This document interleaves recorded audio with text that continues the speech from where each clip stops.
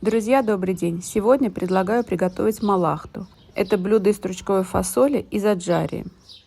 Оно немного похоже на пхали. Готовят его летом, когда есть свежая стручковая фасоль и сок незрелого винограда или кизила. Килограмм фасоли нужно хорошо промыть, отрезать кончики и разделить на 2-3 части. Заливаю фасоль достаточным количеством холодной воды. Не солить, не накрывать крышкой не нужно.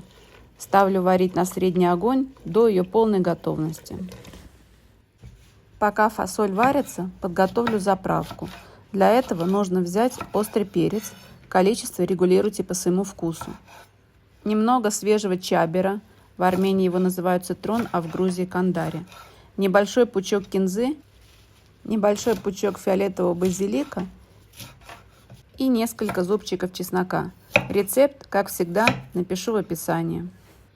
Режу все достаточно крупно, так как потом все буду измельчать в мясорубке. Также можно измельчить с помощью блендера или в ступке.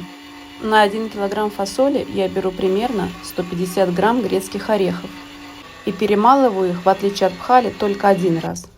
Вид у этой массы, конечно, не очень симпатичный, но зато аромат на весь дом. После того, как все это хорошо перемешиваю, добавляю фасоль. Напомню, фасоль я отварила до готовности, не в соленой воде. После этого откинула на дуршлаг и дала полностью остыть. У винограда удаляю косточки, так как если нечаянно их перемолоть, то они дадут неприятный вкус. И выдавливаю сок.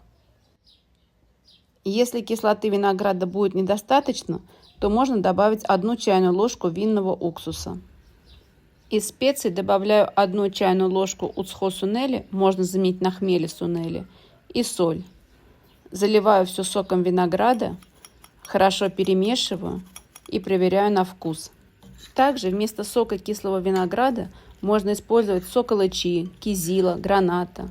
Если же у вас нет никаких этих ингредиентов, то просто добавьте уксус, примерно 1 столовую ложку.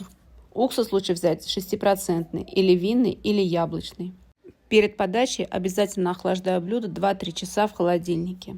Фасоль за это время пропитается всеми вкусами, а орех немного загустеет. Спасибо, что досмотрели, и желаю вам хорошего дня.